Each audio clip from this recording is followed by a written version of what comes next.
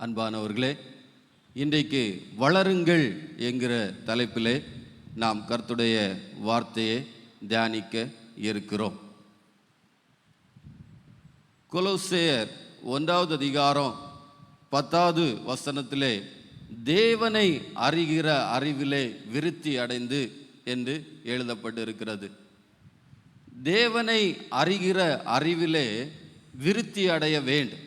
ஆங்கில வேதாகமத்திலே increase in the knowledge of God, அதாவது தேவனை அறிகிற அறிவிலே நாம் பெருக வேண்டும், அதிகரிக்க வேண்டும், வளர வேண்டும் என்று சொல்லப்பட்டிருக்கிறது.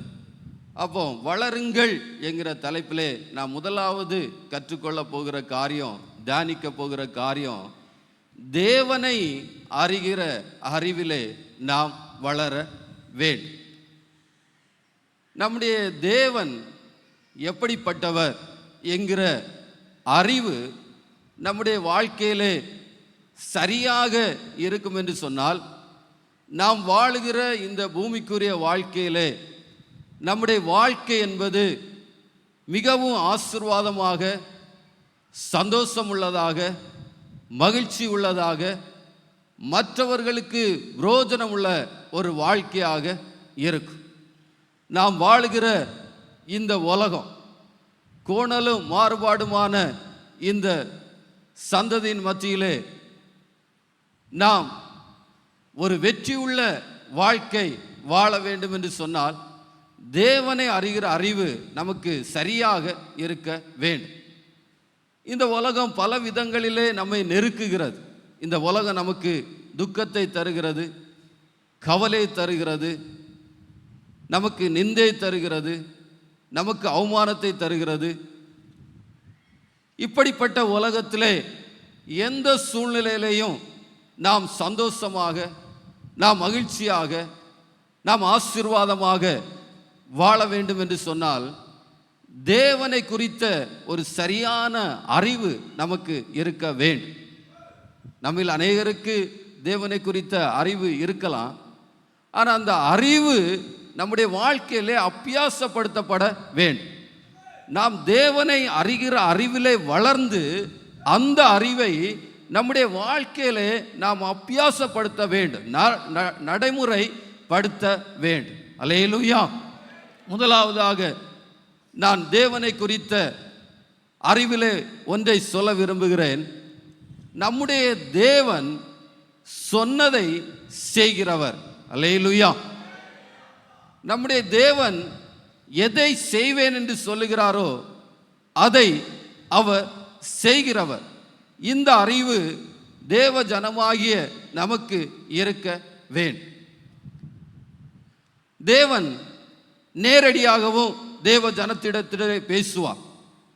நம்முடைய தேவனை குறித்து நாம் பார்க்கும்போது அவர் நேரடியாகவும் தேவ ஜனத்தோடு பேசுகிறவராக இருக்கிறார். கர்த்தருடைய தூதனானவர் மூலமாகவும் அவர் பேசுகிறார். கர்த்தருடைய தூதன் மூலமாகவும் நம்முடைய தேவன் பேசுகிறார். தரிசனங்கள் மூலமாக, சொப்பனங்கள் மூலமாக, தீர்க்கதரிசிகள் மூலமாக, வசனத்தின் மூலமாக, தேவ ஊழியர்கள் மூலமாக நம்முடைய தேவன் பேசுகிறவராக இருக்கிறார். அல்லேலூயா. அவர் தேவ ஜனத்தோடு பேசும்போது இப்படிப்பட்ட முறைமைகளிலே தேவன் நம்மோடு பேசுகிறார். நான் வேதத்திலிருந்து சில தேவ மனிதர்களை உங்களுக்கு முன்பதாக வைக்க விரும்புகிறேன். அந்த மனிதர்களிடத்திலே தேவன் எதை செய்வேன் என்று சொன்னாரோ அதை அப்படியே அவளுடைய வாழ்க்கையிலே செய்தார். அல்லேலூயா. உங்க வாழ்க்கையிலையும் தேவன் எதை செய்வேன் என்று சொன்னாரோ அதை நிச்சயம் செய்வார். அல்லேலூயா. கர்த்தர் எனக்கு சொன்னதை செய்ய அவர் வல்லவராய் இருக்கிறார். அவர் எனக்கு சொன்னதை நிச்சயம் என்னுடைய வாழ்க்கையிலே செய்வார் என்று சொல்லுகிறவர்கள் கரங்களை உயர்த்தி அல்லேலூயா சொல்லுவோம். அல்லேலூயா. முதலாவதாக தேவன் ஆபிரகாமிடத்திலே சொன்னார். ஆபிரகாமுக்கு தரிசனமாகி சொன்னார். அப்போஸ்தலர் 7வது அதிகாரம் 2-3 வசனங்களை வாசிப்போம். அதற்கு அவன், சகோதரரே, பிதாக்களே கேளுங்கள். நம்முடைய பிதாவாகிய ஆபிரகாம் காரானூரிலே குடியிருக்கிறதற்கு முன்னமே மெசொப்பொத்தாமியா நாட்டிலே இருக்கும்போது மகிமையின் தேவன் அவனுக்கு தரிசனமாகி, நீ உன் தேசத்தையும் உன் இனத்தையும் விட்டு புறப்பட்டு நான் உனக்கு காண்பிக்கும் தேசத்துக்கு வா என்றார். ஆபிரகாமுக்கு தேவன் தரிசனமாகி, மகிமையின் தேவன் தரிசனமாகி சொன்னார், நீ உன் தேசத்தையும் உன் இனத்தையும் விட்டு புறப்பட்டு நான் உனக்கு காண்பிக்கும் தேசத்துக்கு வா என்றார். ஆதியாகமம் 12:1 அவர் சொல்லும்போது, நீ உன் தேசத்தையும் உன் இனத்தையும் உன் தகப்பனுடைய வீட்டை விட்டு புறப்பட்டு நான் உனக்கு காண்பிக்கும் தேசத்துக்கு போ என்று சொன்னார் என்று பார்க்கிறோம். ஆபிரகாமை தேவன் அழைத்து அவனை போகும்படி சொன்ன இடம், தேசம் எதுவென்று சொன்னால், ஆதியாகமம் 12வது அதிகாரம் 5வது வசனத்தை வாசிப்போம். ஆபிராம் தன் மனைவியாகிய சாராயையும் தன் சகோதரனுடைய குமாரனாகிய லோத்தையும் தாங்கள் சம்பாதித்திருந்த தங்கள் சம்பத் எல்லாவற்றையும் ஆரானிலே சவதரித்த ஜனங்களையும் கூட்டிக் கொண்டு அவர்கள் கானான் தேசத்துக்கு புறப்பட்டு போய் கானான் தேசத்திலே சேர்ந்தார்கள். ஆபிரகாமை தேவன் போக சொன்ன தேசம் கானான் தேசம். அவன் வாழ்ந்த அந்த மெசொப்பொத்தாமியா தேசத்திலிருந்து அவனை தேவன் போக சொன்ன தேசம் கானான் தேசம். அந்த கானான் தேசத்திலே ஆபிரகாம் போய் சேர்ந்தார். தேவனாகிய கர்த்தர் ஆபிரகாம் இடத்திலே சொன்னார் 12:7, கர்த்தர் அபிராமுக்கு தரிசனமாகி உன் சந்ததிக்கு இந்த தேசத்தை கொடுப்பேன் என்று சொன்னார் என்று சொல்லி பார்க்கிறோம். இங்கே ஆபிரகாமுக்கு தேவன் ஒரு வார்த்தையை சொல்லுகிறார், நீ இருக்கிற இந்த கானான் தேசம், இந்த தேசத்தை உன் சந்ததிக்கு கொடுப்பேன் என்று சொன்னார். அல்லேலூயா. ஆபிரகாமுக்கு அந்த நாட்களிலே பிள்ளை இல்லாதிருந்தது. பிள்ளை இல்லாதிருந்த காலகட்டத்திலேயே தேவன் சொல்லுகிறார், இந்த கானான் தேசத்தை உன் சந்ததிக்கு கொடுப்பேன் என்று சொன்னார். அல்லேலூயா. ஆபிரகாம் அதை விசுவாசித்தான். தேவன் சொன்ன அந்த வார்த்தை யோசுவாவுடைய நாட்கள் என்ன செய்தது, நிறைவேறினது என்று சொல்லி பார்க்கிறோம். இஸ்ரவேலர்கள் அவர்கள் எகிப்திலிருந்து புறப்பட்டு தேவன் ஆபிரகாமுக்கு சொன்ன அந்த வார்த்தையை நிறைவேற்றும்படியாக யோசுவாவுடைய தலைமையிலே அவர்கள் கானான் தேசத்தை என்ன செய்தார்கள், சுதந்தரித்தார்கள். யோசுவா 14:1-2 வாசிக்கும் போது அங்கே அந்த சம்பவம் சொல்லப்பட்டிருக்கிறது. யோசுவாவும் அதோடு கூட ஆசாரியனாகிய எலியேசரும் சேர்ந்து இஸ்ரவேல் கோத்திரத்துக்கு அந்த தேசத்தை சீட்டு போட்டு பங்கிட்டு கொடுத்தார்கள் என்று சொல்லி நாம் பார்க்கிறோம். அப்போ ஆபிரகாமுக்கு தேவன் சொன்னதை அவர் யோசுவாவுடைய நாட்களிலே அழகாய் நிறைவேற்றினார். அல்லேலூயா. அப்போ நம்முடைய தேவன் சொன்னதை செய்கிறவர், அவர் நிச்சயம் அதை செய்வார். இரண்டாவதாக ஆதியாகமம் 37வது அதிகாரம் 6-7 வசனங்களிலே யோசேப்புக்கு சொப்பனத்தின் மூலமாக தேவன் சொன்ன காரியம் அங்கே எழுதப்பட்டிருக்கிறது. வாசிப்போம், 6-7 வாசிப்போம். அவன் அவர்களை நோக்கி, நான் கண்ட சொப்பனத்தை கேளுங்கள். நாம் வயலில் அறுத்த அரிகளை கட்டி கொண்டிருந்தோம்.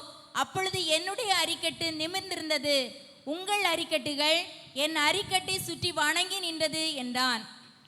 இங்கே யோசேப்புக்கு சொப்பனத்திலே கர்த்தர் காண்பித்த காரியம், வயலில் அறுத்த அரிகள் கட்டி கொண்டிருந்தேன், அப்பொழுது என்னுடைய அரிக்கட்டு நிமிர்ந்திருந்தது, உங்கள் அரிக்கட்டுகள் என் அரிக்கட்டை சுற்றி வணங்கி நின்றது என்று சொல்லப்பட்டிருக்கிறதை பார்க்கிறோம்.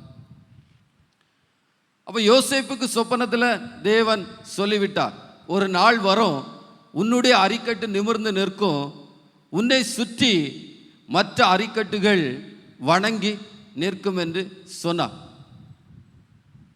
இந்த சம்பவம் நிறைவேறுவதற்கு முன்பதாக யோசேப்புடைய வாழ்க்கையை பார்க்கும்போது தேவன் நடத்தி வந்த பாதைகள் எல்லாம் ஆச்சரியமா இருக்கு. தேவன் ஒரு மனுஷனிடத்துல இல்லது ஒரு குடும்பத்தில் நான் இதை செய்வேன் என்று சொல்வார் ஆகில் அதை செய்வதற்கு அவர் செய்கிற கிரியைகள் எல்லாம் ஆச்சரியமா இருக்கு, அதிசயமா இருக்கு. தியானிக்கும் போதே அவ்வளவு அருமையா இருக்கு.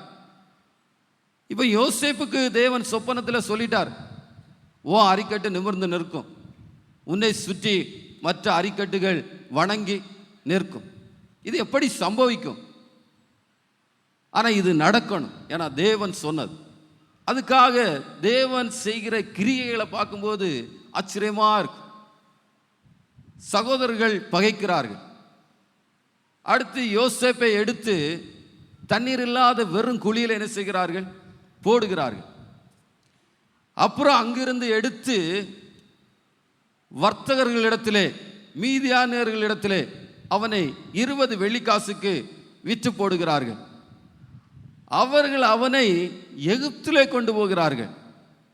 வேற எங்கேயாவது கொண்டு போய் இருந்திருக்கலாம். ஆனால் ஏன் எகிப்தில் கொண்டு போனாங்க? ஏன்னா அந்த நாட்களில் எகிப்து தான் வல்லரசாக இருந்தது. அல்லேலூயா. எகிப்து ஒரு பெரிய சாம்ராஜ்யமாக இருந்தது. சாம்ராஜ்யத்தை குறித்து நாம் பார்க்கும்போது முதல் சாம்ராஜ்யம் எகிப்து சாம்ராஜ்யம்.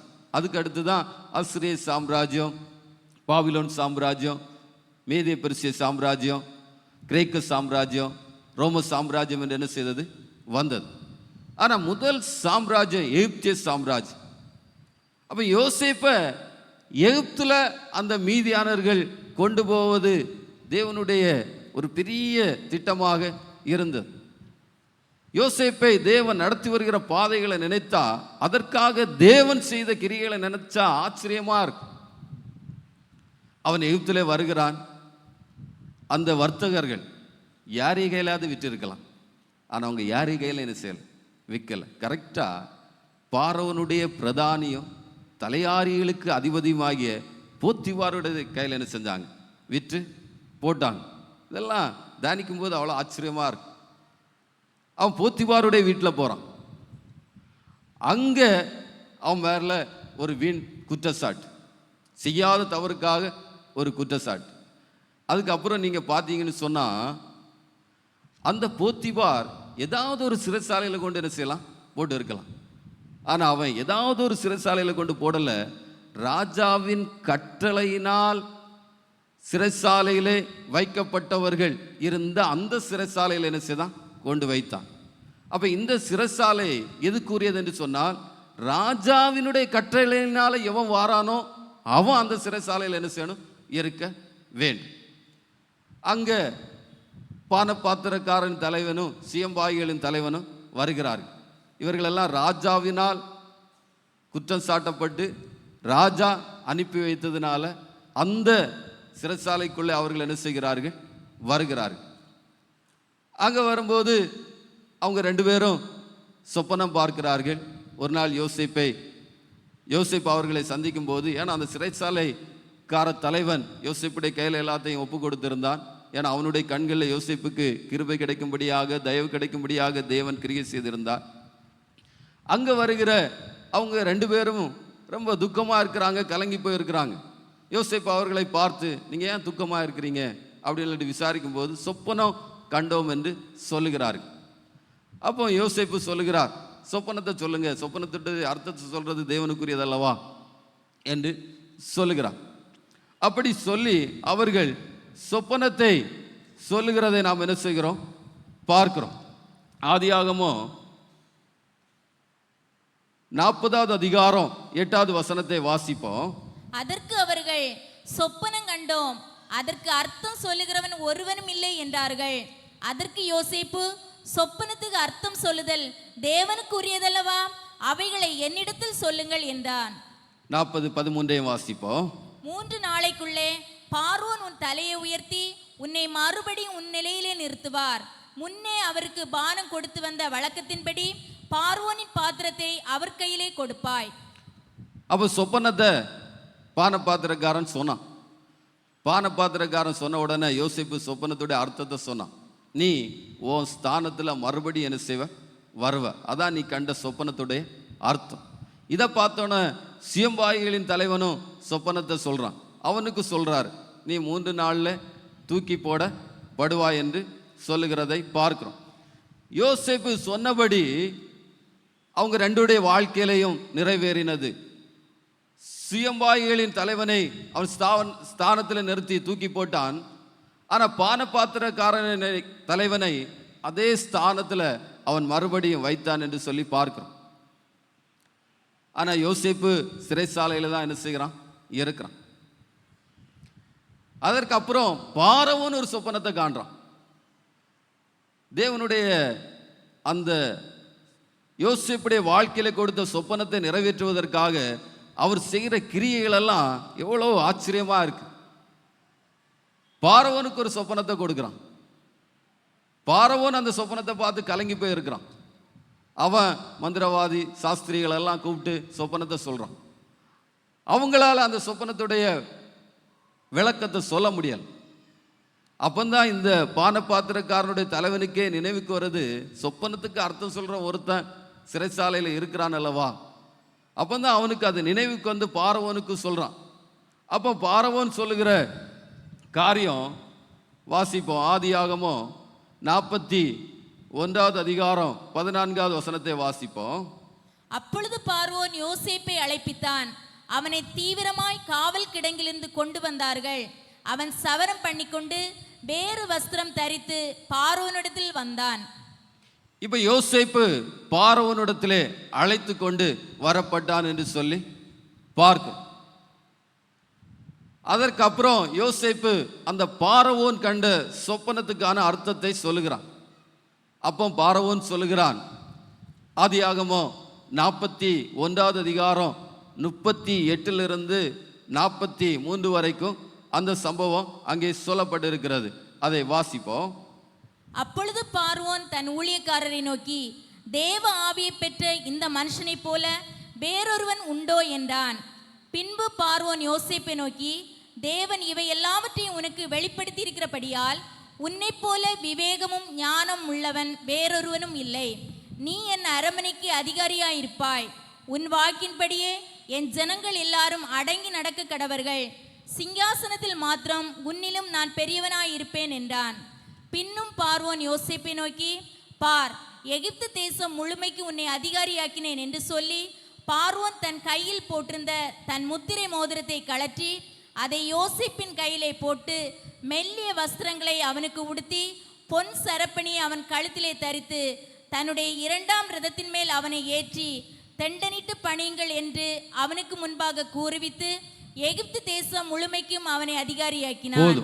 இங்கே நம்ம பார்க்கிறோம், பார்வோன் யோசேப்பை எகிப்து தேசம் முழுவதுக்கும் அதிகாரி ஆக்கினான் என்று சொல்லி பார்க்கிறோம். இப்போ யோசேப்பு எகிப்து தேசத்தில் அதிகாரியாக இருக்கிறார். ஆனால் கானான் தேசத்தில் இருக்கிற சகோதரர்கள் எகிப்துக்கு வரணுமே. எகிப்துக்கு வராமல் எப்படி யோசேப்பு அவங்க வணங்குவாங்க? எப்படி யோசேப்புடைய அரிக்கட்டு நிமிர்ந்து நிற்கும்?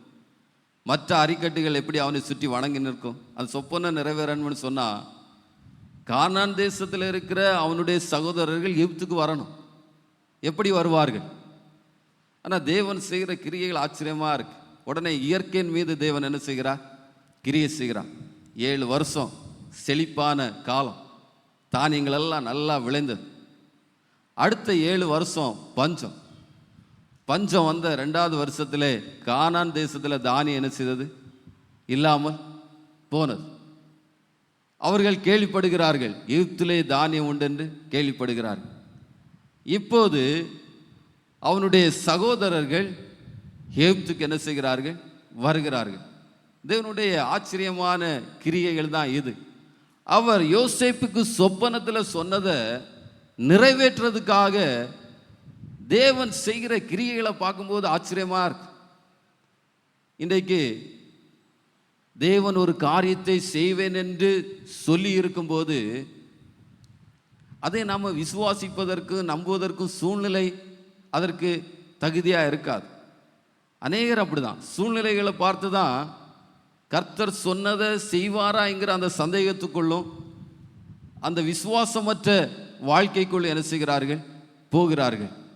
நீங்க சூழ்நிலைகளை பார்க்க வேண்டிய அவசியம் அல்ல, கர்த்தர் சொன்னதை செய்வார். அல்லேலூயா. தேவைப்பட்ட அவர் இயற்கையை கூட மாற்றுவார். அல்லேலூயா. இங்க பார்க்கிறோம், யோசேப்புடைய சகோதரர்கள் எகிப்துக்கு வருகிறார்கள். அடுத்து ஆதியாகமம் 42:6 வாசிப்போம்.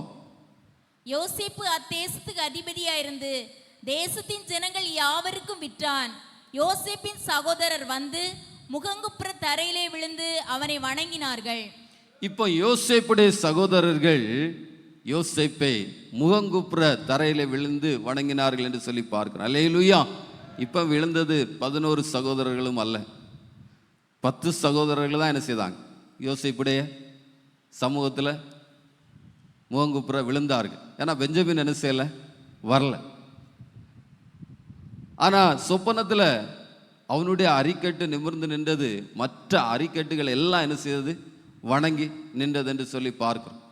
ஆனால் 43வது அதிகாரம் 26வது வசனத்தை வாசிக்கும் போது வாசிப்போம். 43:26. யோசேப்பு வீட்டுக்கு வந்தபோது அவர்கள் தங்கள் கையில் இருந்த காணிக்கையை வீட்டுக்குள் அவனிடத்தில் கொண்டு போய் வைத்து தரை மட்டும் குனிந்து அவனை வணங்கினார்கள். இப்போ 11 சகோதரர்கள் அங்க என்ன செய்றாங்க, இருக்கிறாங்க. பெஞ்சமினும் வந்துட்டான். இப்போ இவங்க 11 பேருமே யோசேப்பு என்ன செய்கிறார்கள், வணங்குகிறார்கள். அல்லேலூயா. அப்ப யோசேப்புக்கு சொன்னதை கர்த்தர் எவ்வளவு அழகா நிறைவேற்றினார். அல்லேலூயா. அப்ப நமக்கு தேவனை குறித்து இருக்க வேண்டிய ஒரு அறிவு, நம்முடைய தேவன் நம்முடைய வாழ்க்கையில எதை செய்வேன் என்று சொல்லுகிறாரோ அதை நிச்சயமாக செய்வார். அல்லேலூயா. அதற்கு எதுவும் தடையாக இருக்காது.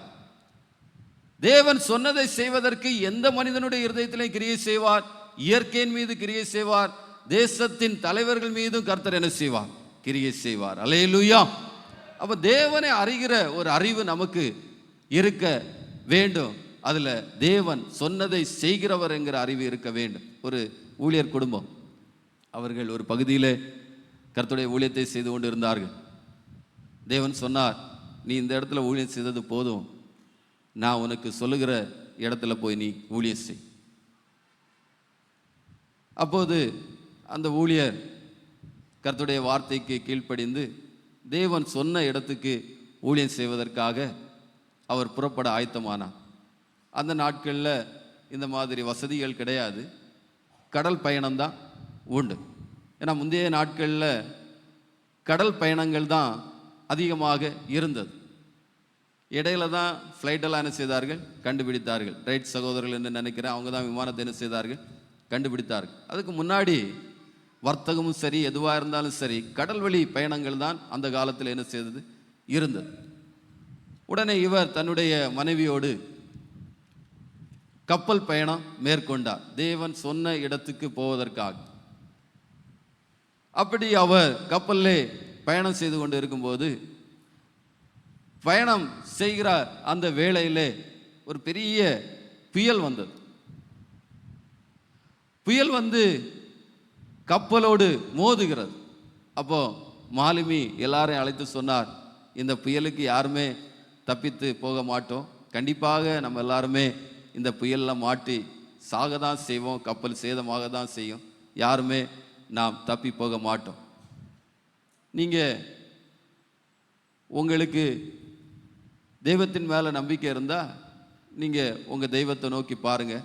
ஆனால் சூழ்நிலை நாம் தப்பி போவதற்கான எந்த வாய்ப்புமே இல்லை. உடனே இதை கேட்ட அந்த ஊழியருடைய மனைவி, அந்த ஊழியர் அறைக்குள்ளே இருந்தார். மாலுமி சொன்னதெல்லாம் அவருக்கு கேட்கல. ஆனால் புயல் அடிக்கிறது அவருக்கு தெரியுது.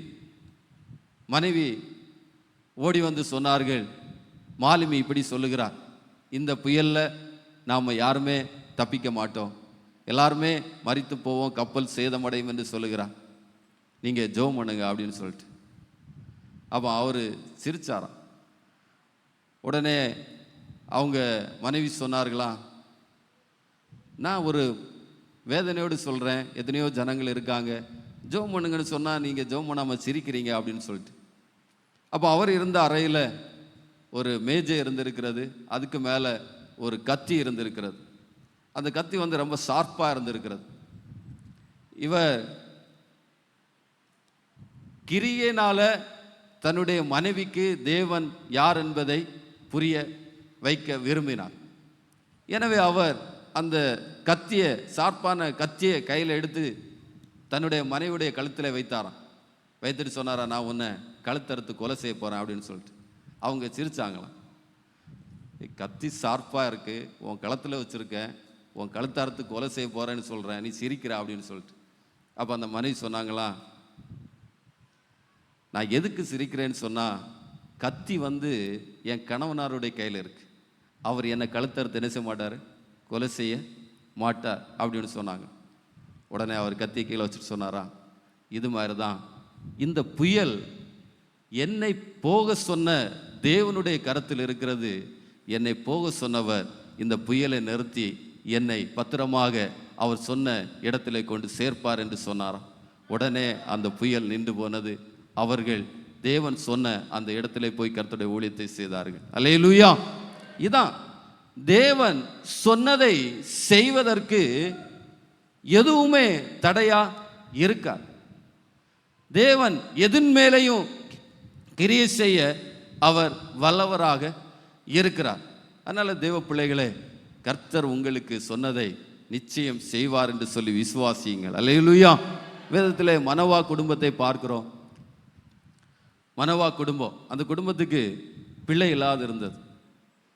அப்போது கர்த்தருடைய தூதனானவர் அவளுக்கு சொன்ன வார்த்தை, நியாயாதிபதிகள் 13வது அதிகாரம் 2-3 வசனங்களை வாசிப்போம். அப்பொழுது தான் வம்சத்தானாகிய சோரா ஊரானான ஒரு மனுஷன் இருந்தான். அவன் பேர் மனோவா. அவன் மனைவி பிள்ளை பெறாத மலடியா இருந்தாள். கர்த்தருடைய தூதனானவர் அந்த ஸ்திரீக்கு தரிசனமாகி அவளை நோக்கி, இதோ பிள்ளை பெறாத மலடியான நீ கற்பம் தரித்து ஒரு குமாரனை பெறுவாய். இங்க மனோவா மனைவியிடத்திலே கர்த்தருடைய தூதனானவர் சொல்கிறார், நீ ஒரு குமாரனை பெறுவாய், ஒரு பிள்ளையை பெறுவாய், ஒரு குமாரனை பெறுவாய் என்று சொல்லுகிறார்.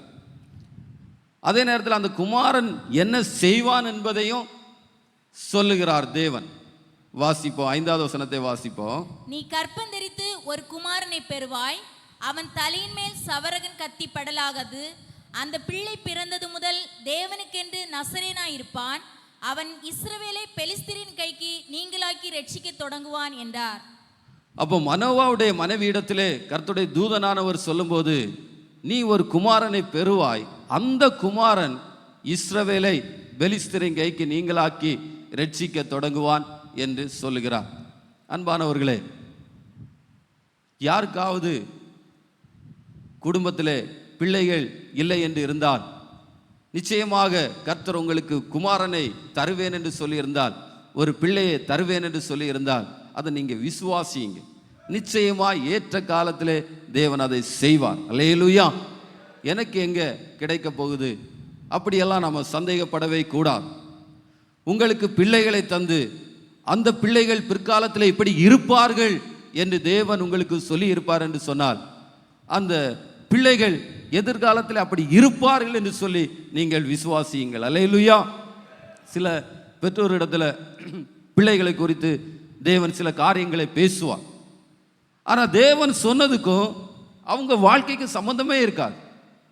நம்ம கிருபாசனம் ஸ்தாபகரை குறித்து சொல்லுவார். அவங்க பெற்றோருக்கு ஒரு தீர்க்கதரிசி சொன்ன வார்த்தை, உங்களுக்கு ஒரு குமாரன் பெறுவான், நீங்கள் ஒரு குமாரனை பெறுவீர்கள், அவனுக்கு இயேசுதாஸ் என்று பெயரிடணும், அவன் கர்த்தருடைய ஊழியத்தை என்ன செய்வான். ஆனால் அவருடைய அந்த நாட்களை பார்க்கும்போது சொல்லுவார்கள், அவர் ரொம்ப ரவுடிசமாக வாழ்ந்தவர். ஆனால் தேவன் சொன்னதை என்ன செய்தார். பின்னாட்கள் அவர் ஊழியராகி ஒரு ஸ்தாபனத்தை என்ன ஸ்தாபித்தார் என்று சொல்லி பார்க்கும். இப்படி தேவன் நம்மோடு எதை செய்வேன் என்று சொல்லுகிறாரோ அது உங்களை குறித்து இருக்கலாம், உங்கள் பிள்ளைகளை குறித்து இருக்கலாம், எந்த காரியமாக இருந்தாலும் கர்த்தர் அதை செய்வார். அல்லேலூயா. நீங்கள் சூழ்நிலைகளை பார்த்து என்ன செய்யக்கூடாது, இது நடக்குமா இது நடக்காதா அப்படிலாம் நீங்கள் என்ன செய்யக்கூடாது, யோசிக்கவே கூடாது. கர்த்தர் ஏற்ற காலம் வரும்போது சூழ்நிலைகளை எல்லாம் மாற்றி அவர் சொன்னதை அழகாய் வாழ்க்கையில நிறைவேற்றுவார். அல்லேலூயா. இந்த மனோவா குடும்பத்தில் தேவன் சொன்னார், உனக்கு ஒரு குமாரனை தருவேன், அவன் இஸ்ரவேலரை பெலிஸ்தரி கைக்கு நீங்களாக்கி என்ன செய்வான், ரட்சிப்பான். அதே வார்த்தையை கர்த்தர் அவனுடைய வாழ்க்கையில நிறைவேற்றுகிறதை நாம் பார்க்க முடியும். 15-20 வாசிப்போம். அவன் பெலிஸ்தரின் நாட்களில் இஸ்ரவேலை 20 வருஷம் நியாயம் விசாரித்தான். அப்போ இந்த சிம்சோன் இஸ்ரவேலை 20 வருஷம் நியாயம் விசாரித்தான் என்று சொல்லி நாம் பார்க்கிறோம். எனவே அன்பானவர்களே, தேவன் நமக்கு சொன்னதை அவர் நிச்சயம் செய்வார். இன்னும் ஒரு தேவ மனிதனை உங்களுக்கு காண்பிக்க விரும்புகிறேன். தாவீதுக்கும் தேவன் சொன்னதை செய்தார். தீர்க்கதரிசி ஆகிய சாமுவேலை கொண்டு சொன்னார். ஆபிரகாமுக்கு தரிசனமாகி சொன்னார். யோசேப்புக்கு சொப்பனத்தின் மூலமாய் வெளிப்படுத்தினார். மனோவா குடும்பத்துக்கு கர்த்தருடைய தூதனானவர் மூலம் தேவன் சொன்னார். இந்த தாவீதுக்கு தீர்க்கதரிசி ஆகிய சாமுவேலை கொண்டு தேவன் சொன்னார். அது 1 சாமுவேல் 16வது அதிகாரம் 1வது வசனத்தில் தேவனாய் கர்த்தர் சாமுவேல் இடத்துல சொல்லும்போது அதை வாசிப்போம். 16:1. கர்த்தர் சாமுவேலை நோக்கி, இஸ்ரவேல் மேல் ராஜாவாய் இராதபடிக்கு நான் புறக்கணித்து தள்ளின சவுலுக்காக நீ எந்த மட்டும் துக்கித்து கொண்டிருப்பாய்? நீ உன் கொம்பை தைலத்தால் நிரப்பி கொண்டு வா. பெத்லெகேமியனாகிய ஈசாயினிடத்துக்கு உன்னை அனுப்புவேன். அவன் குமாரரில் ஒருவனை நான் ராஜாவாக தெரிந்து கொண்டேன் என்றார். சாமுவேல் இடத்துல தேவனாய் கர்த்தர் சொல்றார், ஈசாயின் குமாரரில் ஒருவனை ராஜாவாக என்ன செய்தேன், தெரிந்து கொண்டேன் என்று சொல்லுகிறார். ஆனால் அந்த இடத்துல யாருன்னு சொல்லல, குமாரரில் ஒருவன் என்று சொன்னார். உடனே சாமுவேல் ஈசாயுடைய வீட்டுக்கு வருகிறார். அங்கே நடந்த சம்பவங்கள் எல்லாம் நமக்கு தெரியும். ஈசாய் தன்னுடைய பிள்ளைகளெல்லாம் அனுப்புகிறான். தேவன் யாரையும் தெரிந்து கொள்ளவில்லை. கடைசியில் சாமுவேல் கேட்கிறார், உன் பிள்ளைகள் இவ்வளவுதானா என்று சொல்லி. அப்போதான் ஈசாய் சொல்லுகிறார், எனக்கு இன்னொரு குமாரன் உண்டு, அவன் ஆடுகளை மேய்த்து கொண்டு இருக்கிறான். அப்போது சாமுவேல் சொல்லுகிறார், அவனை அழைப்பி என்று சொல்லுகிறார். 12-13 வசனங்களை வாசிப்போம். 1 சாமுவேல் 16:12-13. ஆள் அனுப்பி அவனை அழைப்பித்தான். அவன் சிவந்த மேனியும் அழகிய கண்களும் நல்ல ரூபம் உள்ளவனாயிருந்தான். அப்பொழுது கர்த்தர், இவன்தான், நீ எழுந்து இவனை அபிஷேகம் பண்ணு என்றார். அப்பொழுது சாமுவேல் தைல கொம்பை எடுத்து அவனை அவன் சகோதரர் நடுவிலே அபிஷேகம் பண்ணினான். அந்நாள் முதற்கொண்டு கர்த்தருடைய ஆவியானவர் தாவீதின் மேல் வந்து இறங்கி இருந்தார். சாமுவேல் எழுந்து ராமாவுக்கு போய்விட்டான். இப்ப தாவீதின் மேல ராஜ அபிஷேகம் இருக்கிறது. ஆனா அவன் ராஜாவல்ல, ஆனா அவன் மேல ராஜ அபிஷேகம் இருக்கிறது. தேவன் சொன்னார், சவுலுக்கு பிற்பாடு இஸ்ரவேலை ஆளப்போகிறவர் தாவீது. அப்போ தாவீதின் மேல ராஜ அபிஷேகம் இருந்தது. அதுக்கப்புறம் தேவன் தாவீதை நடத்தி வந்த பாதைகள் எல்லாம் நமக்கு தெரியும். சவுலுடைய காலத்துக்கு பிற்பாடு தான் தாவீதை தேவன் அந்த ஸ்தானத்தில் என்ன செய்தார், கொண்டு வந்தார். சவுல் இருக்கும்போது என்ன செய்யலை, கொண்டு வரல. சவுலுடைய காலத்துக்கு பிற்பாடு தான் தாவீதை தேவன் அந்த ஸ்தானத்தில் என்ன செய்தார், கொண்டு வந்தார். ஆனால் அதன் மத்தியில் தாவீது நடந்து வந்த பாதைகள், தாவீதுடைய ஜீவனுக்கு விரோதமாய் சவுல் எழும்பின போது தேவன் தாவீதை பாதுகாத்த விதங்கள், இதெல்லாம் பார்க்கும்போது அதுவும் ஆச்சரியமாகத்தான் இருக்கும். 2 சாமுவேல் 5வது அதிகாரம் 3-5 வரைக்கும் வாசிக்கும் போது வாசிப்போம். 2 சாமுவேல் 5வது அதிகாரம் 3-5 வரைக்கும் வாசிப்போம். இஸ்ரவேலின் மூப்பர் எல்லாரும் எப்ரோனிலே ராஜாவினிடத்தில் வந்தார்கள். தாவீது ராஜா எப்ரோனிலே கர்த்தருக்கு முன்பாக அவர்களோட உடன்படிக்கை பண்ணின பின்பு அவர்கள் தாவீதை இஸ்ரவேலின் மேல் ராஜாவாக அபிஷேகம் பண்ணினார்கள். தாவீது ராஜாவாகும் போது 30 வயதாய் இருந்தான். அவன் 40 வருஷம் ராஜ்யபாரம் பண்ணினான். அவன் எப்ரோனிலே யூதாவின் மேல் 7 வருஷமும் 6 மாதமும், எருசலேமிலே சமஸ்த இஸ்ரவேலின் மேலும் யூதாவின் மேலும் 33 வருஷமும் ராஜ்யபாரம் பண்ணினான். அவன் தேவன் சொன்னபடி தாவீதை 30 வயதிலே அவனை சமஸ்த இஸ்ரவேலின் மேல் ராஜாவாக மாற்றினதை நாம் என்ன செய்கிறோம், பார்க்கிறோம். அப்போ நம்முடைய தேவன் எவ்வளவோ நல்லவர். அவரை குறித்து நமக்கு இருக்க வேண்டிய அறிவில் ஒன்று, நம்முடைய தேவன் நம்முடைய வாழ்க்கையிலே சொல்லுகிறதை செய்வேன் என்று அவர் சொல்லுகிறதை நிச்சயம் அவர் நம்முடைய வாழ்க்கையிலே நிறைவேற்ற வல்லவராக இருக்கிறார். அல்லேலூயா.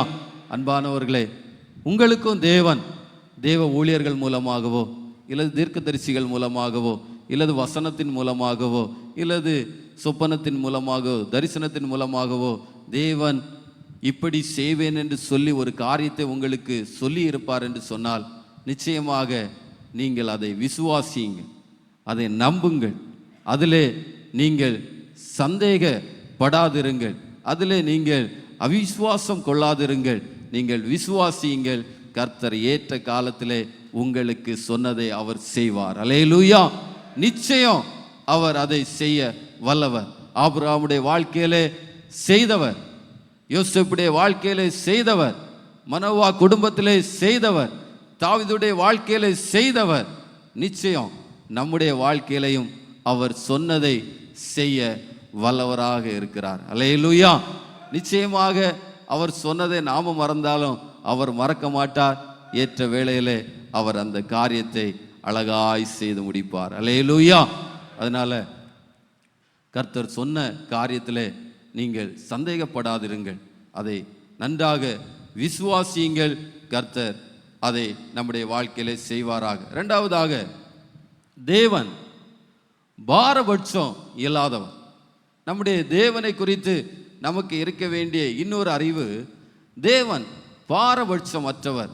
அவர்கிட்ட பட்சபாதம் என்பது இல்லை. உபாகமம் 10வது அதிகாரம் 17வது வசனத்தை வாசிப்போம். உங்கள் தேவனாயி கர்த்தர் தேவாதி தேவனும் கத்தாதி கர்த்தரும் மகத்துவம் வல்லமையும் பயங்கரமான தேவனுமாயிருக்கிறார். அவர் பட்சபாதம் பண்ணுகிறவரும் அல்ல, பரிதானம் வாங்குகிறவரும் அல்ல. அப்ப நம்முடைய தேவன் பட்சபாதம் பண்ணுகிறவர் அல்ல. ஆனால் மனிதர்கள் சில வேளைகளில் பட்சபாதம் என்ன செய்வார்கள், காண்பிப்பார்கள். ஏன்னா மனுஷனுக்கு ஒரு மனுஷிய அன்பனோன்னு என்ன செய்யுது இருக்கு. அது எல்லா மனுஷருக்கும் என்ன செய்யும் இருக்கு. அந்த மனுஷிய அன்பிலிருந்து தான் சில நேரங்களில் பட்சபாதங்கள் என்ன செய்யும் வரும்.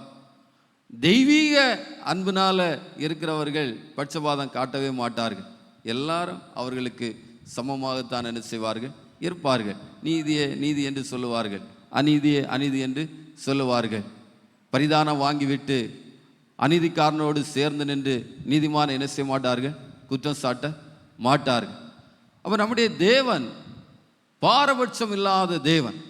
எனவே தேவ பிள்ளைகளாகிய நாமும் பட்சபாதம் இல்லாமல் என்ன செய்யணும், இருக்க வேண்டும். பேதுரு சொல்லும்போது 1 பேதுரு 1:17 வாசிப்போம்.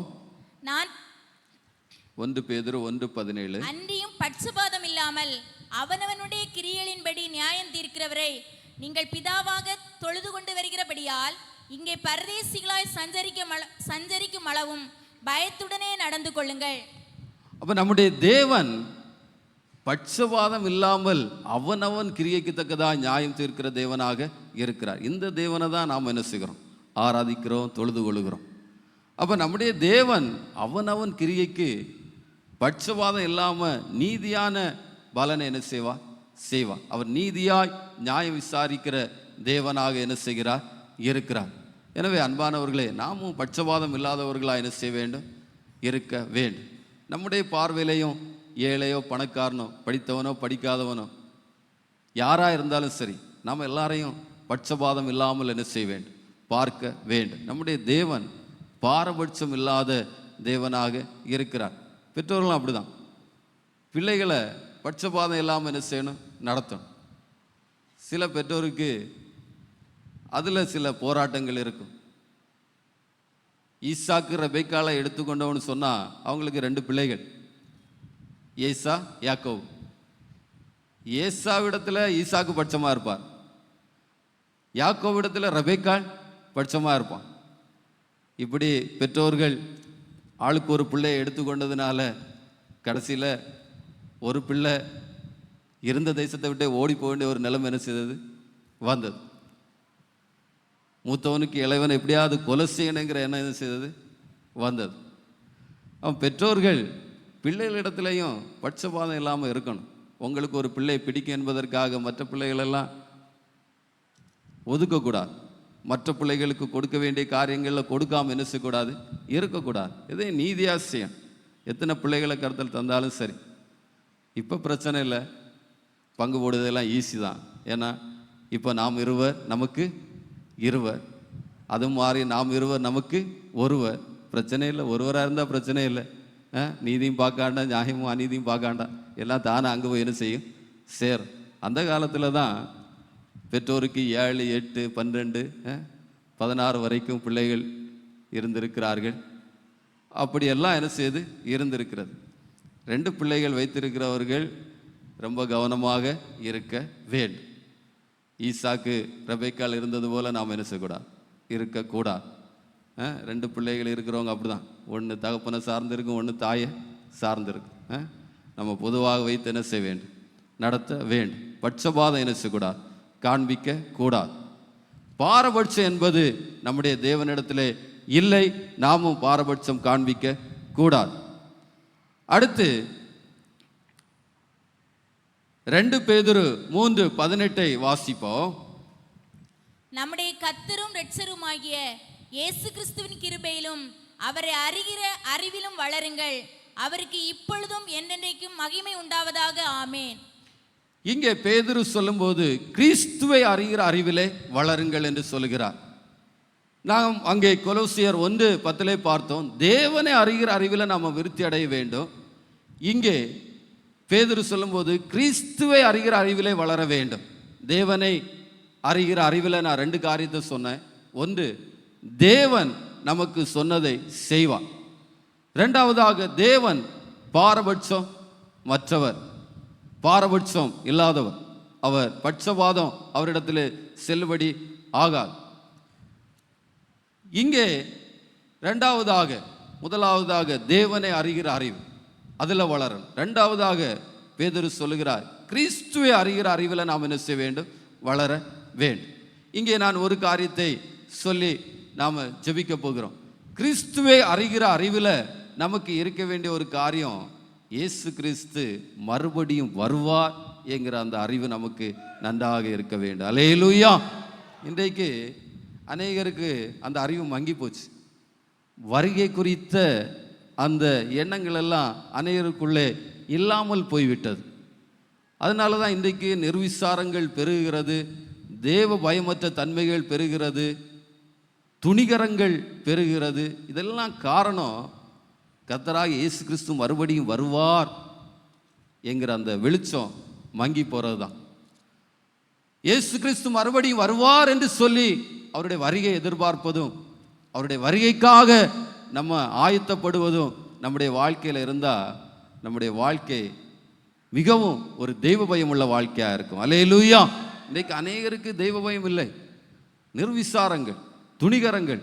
காரணம், வருகை குறித்த அந்த வெளிச்சம் மங்கி போச்சு. ஆனால் இயேசு சொன்னார், நான் மறுபடியும் வருவேன் என்று சொன்னார். யோவான் 14:2-3 வாசிப்போம். என் பிதாவின் வீட்டில் அநேக வாசஸ்தலங்கள் உண்டு, அப்படி இல்லாதிருந்தால் நான் உங்களுக்கு சொல்லியிருப்பேன். ஒரு ஸ்தலத்தை உங்களுக்காக ஆயத்தம் பண்ண போகிறேன். நான் போய் உங்களுக்காக ஸ்தலத்தை ஆயத்தம் பண்ணின பின்பு நான் இருக்கிற இடத்திலே நீங்களும் இருக்கும்படி நான் மறுபடியும் வந்து உங்களை என்னிடத்தில் சேர்த்து கொள்ளுவேன். கர்த்தராகிய இயேசு கிறிஸ்து முதல் முறை இந்த உலகத்திலே வந்தபோது அவர் ஒரு இரட்சகராக வந்தார். பாவிகளாகிய நம்மை மீட்கும்படியாக வந்தார். அதே இயேசு கிறிஸ்து மனுஷகுமாரனாக இந்த பூமியில் இருக்கும்போது சொன்னார், நான் பிதாவினுடைய வீட்டிலே போய் உங்களுக்காக ஒரு ஸ்தலத்தை ஆயத்தப்படுத்தி விட்டு நான் மறுபடியும் உங்களிடத்திலே வருவேன் என்று சொன்னார். அல்லேலூயா. அப்படி அவர் வரும்போது யாருக்காக வருவார் என்று சொன்னால், மணவாட்டியாகிய சபைக்காக வருவார், பரிசுத்தவான்களுக்காக வருவார். அவருடைய 2வது வருகை 2 விதத்திலே இருக்கிறது. ஒன்று ரகசிய வருகை, இன்னொன்று வெளியரங்கமான வருகை. அவருடைய வருகை மணவாட்டியாகிய சபைக்காக இருக்கிறது, பரிசுத்தவான்களுக்காக இருக்கிறது.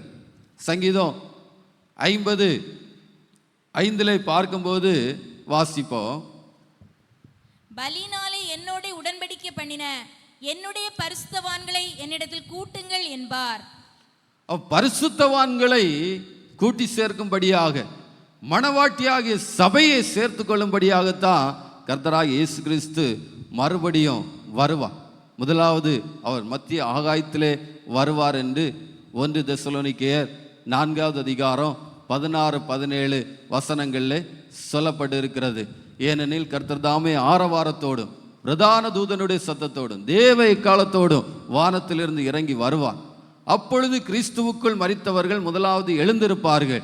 பின்பு உயிரோடு இருக்கும் நாம் கர்த்தருக்கு எதிர்கொண்டு போக மேகங்கள் மேல் அவர்களோடு கூட ஆகாயத்தில் எடுத்துக்கொள்ளப்பட்டு இவ்விதமாக எப்போதும் கர்த்தருடனே கூட இருப்போம் என்று சொல்லப்பட்டிருக்கிறது.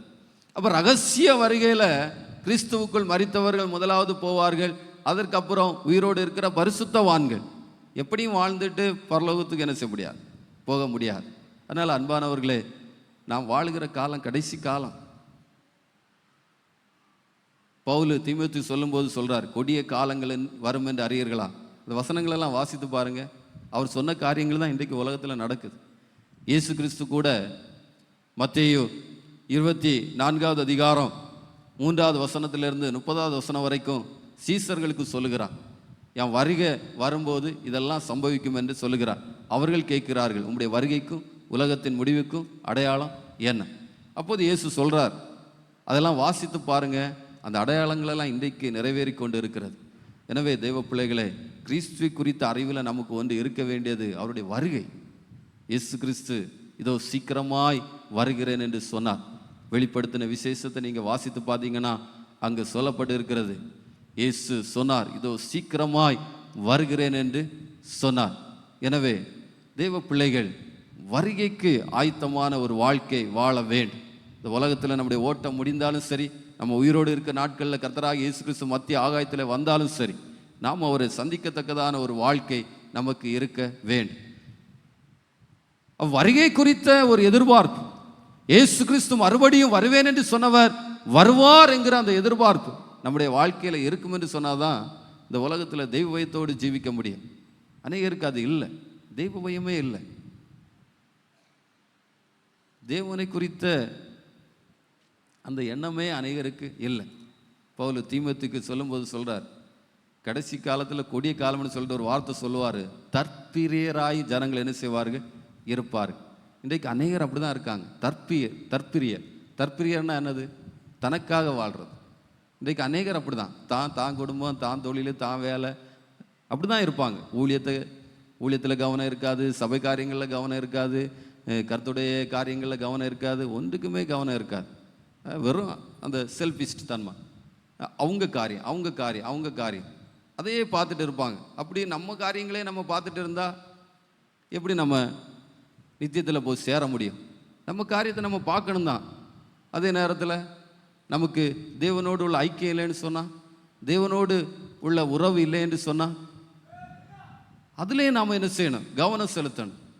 கர்த்தருடைய ஊழியங்களே செய்யணும், எல்லா கூட்டங்களையும் பங்கெடுக்கிறதுல ஒரு ஆர்வம் இருக்கணும். அப்படியே நாம் என்ன செய்ய வேண்டும்? கர்த்தருடைய காரியங்களையும் கவனம் செலுத்தி இருக்க வேண்டும். அதனால் தேவ பிள்ளைகளை, வருகை குறித்த அந்த சிந்தையும் எண்ணமும் நமக்கு இருக்க வேண்டும். கிறிஸ்து நல்லவர், தேவன் நல்லவர், நன்மை செய்வார், ஆசீர்வதிப்பார், சுகம் தருவார். அப்படி அந்த அறிவோடு நம்ம என்ன செய்யக்கூடாது? நிறுத்தி கொள்ளக்கூடாது. இன்னும் ஆழமாய் அறிய தான் நமக்கு தேவனோடு நெருங்கி வாழுகிற அந்த பாக்கியம் என்ன செய்யும்? உண்டாயிருக்கு. அதனால வருகை குறித்த அறிவு தேவ பிள்ளைகளாகிய நமக்கு நிச்சயமாக இருக்க வேண்டும். கர்த்தராகிய இயேசு கிறிஸ்து சீக்கிரமாய் அவர் வெளிப்படுவார்.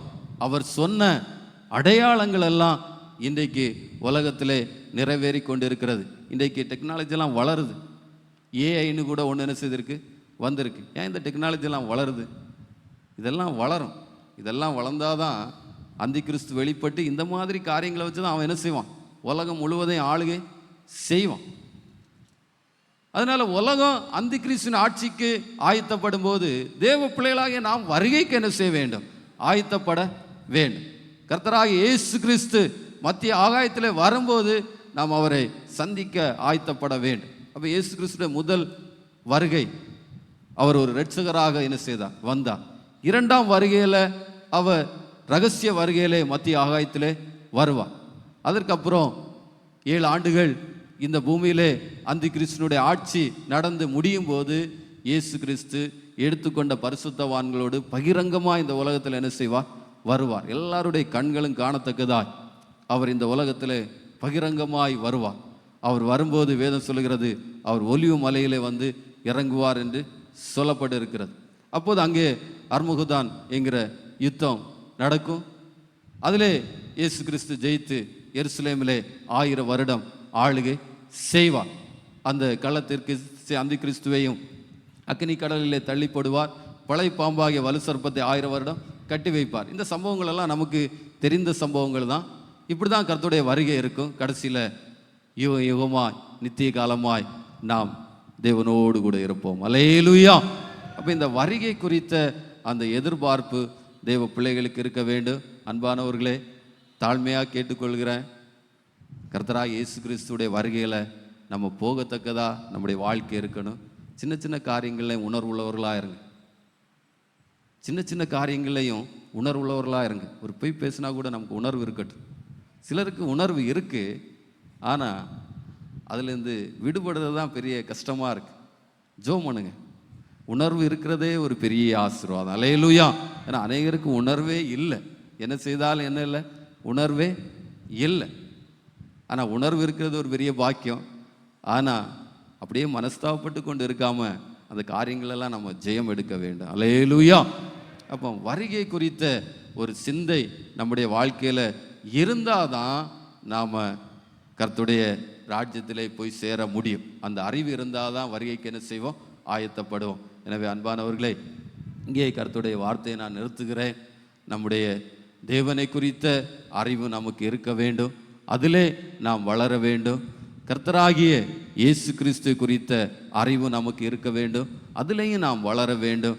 அதில் மிக முக்கியமான ஒன்று அவருடைய வருகை குறித்த அறிவு நமக்கு இருக்க வேண்டும். ஏன்னா வருகையில் நம்ம கைவிடப்பட்டோம் என்று சொன்னால் ரொம்ப கஷ்டம், ரொம்ப பாடுகள் இருக்குது. அதுக்கப்புறம் நம்ம அந்த கிறிஸ்து ஆட்சியில் இரத்த சாட்சியாக மரிச்சாதான் உண்டு. இப்போவே நம்முடைய வாழ்க்கைகள் எப்படி இருக்கிறது என்று நமக்கு அறிந்திருக்கிறோம். அந்த கிறிஸ்து ஆட்சியில் எப்படி நம்ம அப்படி ஸ்ட்ராங்காக நிற்க முடியும்? ஆண்டவர் சிலரை முன்குறித்து வைத்திருப்பார். ஏன்னா அங்கேயும் சில இரத்த சாட்சிகள் மரிப்பார்கள் என்று வேதம் என்ன செய்கிறது? சொல்லுகிறது. அவர்களும் கர்த்தராகிய இயேசு கிறிஸ்து இந்த பூமியிலே வரும்போது உயிரோடு எழும்பி இயேசுவோடு சேர்ந்து கொள்வார்கள். இப்படி கிறிஸ்துக்குள் மரித்தவர்கள் எடுத்துக்கொள்ளப்படுகிறதும் பரிசுத்தவான்கள் எடுத்துக்கொள்ளப்படுகிறதும், அப்புறம் இயேசு கிறிஸ்து பூமியில் வரும்போது அந்த கிறிஸ்து ஆட்சி காலத்தில் இரத்த சாட்சியாக மரித்தவர்கள் எடுத்துக்கொள்ள அவர்களோடு சேர்ந்து கொண்டு தான் அவங்க எருசலேமில் 1000 வருடம் இயேசுவின் தலைமையில் என்ன செய்வார்கள்? ஆட்சி செய்வார்கள். அவர்கள் தான் முதலாம் உயிர்த்தெழுதலிலே பங்குள்ளவர்கள். அவர்கள் தான் பாக்கியவான்கள். அவங்களுக்கு 2ஆம் மரணம் என்பது இல்லை என்று வேதம் நமக்கு தெளிவாக என்ன செய்கிறது? சொல்லுகிறது. எனவே நம்ம எல்லாரும் கண்களை மூடி தேவ சமூகத்தை நோக்கி பார்க்க போகிறோம். நான் 3 காரியத்தை சொன்னேன். ஒன்று, தேவன் நமக்கு சொன்னதை செய்வார். நிச்சயம் உங்கள் வாழ்க்கையிலே கர்த்தர் சொன்னதை செய்வார். 2வதாக, நம்முடைய தேவன் பாரபட்சம் இல்லாதவர். நாமும் யாரிடத்திலையும் பாரபட்சம் காட்டக்கூடாது. எல்லாரிடத்திலையும் நாம் ஒரே மாதிரியாக நடந்து கொள்ள வேண்டும். நாம் எல்லாருக்கும் நீதி உள்ளவர்களாய் இருக்க வேண்டும். 3வதாக, கிறிஸ்து அறிகிற அறிவிலே நாம் வருகை குறித்த அறிவுள்ளவர்களாக நாம் இருக்க வேண்டும். நம்ம எல்லாரும் கண்களை மூடி தேவ சமூகத்தை நோக்கி பார்ப்போம். ஹல்லேலூயா. தகப்பனே ஸ்தோத்திரம், ஸ்தோத்திரம், ஸ்தோத்திரப்பா. ஹல்லேலூயா, ஹல்லேலூயா, ஹல்லேலூயா. தகப்பனே, உம்மை குறித்த அறிவிலே நாங்கள் வளர வேண்டும். தேவனை குறித்த அறிவிலே நாங்கள் வளர வேண்டும். கிறிஸ்துவை குறித்த அறிவிலே நாங்கள் வளர வேண்டும். ஹல்லேலூயா, ஹல்லேலூயா. இயேசுவே சோதரம், சோதரம், சோதரம், சோதரப்பா. ஹல்லேலூயா, ஹல்லேலூயா. அதிலும் தகப்பனே, வருகை குறித்த அறிவு எங்களுக்கு உண்டாயிருக்க வேண்டும். ஹல்லேலூயா. அது மங்கி போகக்கூடாதப்பா. ஹல்லேலூயா, ஹல்லேலூயா, ஹல்லேலூயா. தகப்பனே சோதரம், சோதரம், சோதரப்பா. பாடுபட்டோர்க்கு பலனளிப்பாரே, பாடுபட்டவர் தாமே. பாடுபட்டோர்க்கு பலனளிப்பாரே, பாடுபட்டவர் தாமே. கூடும் நமக்கோ குறைவில்லா பலனை கூவியே கொடுத்திடுவான். நமக்கோ கூவியே கொடுத்திடுவார். மேகமீதில் இயேசு ராஜன் வேகம் வாராரே, மேகமீதில் இயேசுராஜன் வேகம் வாராரே. கிறிஸ்துவுக்குள்ளே மரித்தோரெல்லாம் கிளம்பிய எழும்பிடுவார். கிறிஸ்துவுக்குள்ளே மரித்தோரெல்லாம் கிளம்பிய எழும்பிடுவார். மரிக்காதிருக்கும் பரிசுத்தரெல்லாம் மறைந்தே போவாரே, மரிக்காதிருக்கும் ஆமென் மறைந்தே போவாரே. வேகமீதில் இயேசுராஜன் வேகம் வாராரே, வேகமீதில் இயேசுராஜன் வேகம் வாராரே. அவர் உரைத்த அடையாளங்கள் எல்லாம் தவறாமல் நடக்கின்றதே, அவர் உரைத்த அடையாளங்கள் எல்லாம் தவறாமல் நடக்கின்றதே. அவர் வரும் வேளையை எவருமே அறியார், ஆண்டவரே அறிவார். அவர் வரும் வேளையை எவருமே அறியார், ஆண்டவரே அறிவார். வேகமீதில் இயேசுராஜன் வேகம் வாராரே, வேகமீதில் இயேசுராஜன் வேகம் வாராரே. ஆயிரம் ஆயிரம் அவரது வசனம் அதை அறிவிக்கின்றதே, ஆயிரம் ஆயிரம் அவரது வசனங்கள்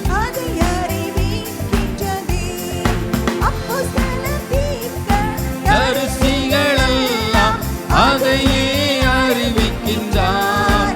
அப்போஸ்தலர் தீர்க்க தரிசிகளெல்லாம் அதையே அறிவிக்கின்றார். வேகமீதில் இயேசுராஜன் வேகம் வாராரே, வேகமீதில் இயேசுராஜன் வேகம் வாராரே. ஆயிரம் வருடம் ஆளுகை செய்வோம். ஆமென். நமக்கு 1000 வருட ஆளுகை இருக்கிறது. ஹல்லேலூயா.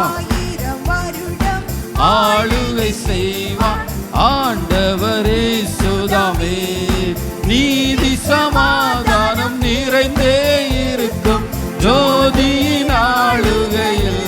எல்லாரும் பரலோக தரிசனம் உடையவர்களாய் கரங்களை தட்டி உற்சாகமாய் பாடுவோம். வேகமீதில் இயேசுராஜன் வேகம் வாராரே, வேகமீதில் இயேசுராஜன் வேகம் வாராரே. அல்லேலூயா கீதமை பாடி அகமகிழ்ந்தாடிடுவேன். அல்லேலூயா கீதமை பாடி அகமகிழ்ந்தாடிடுவோம்.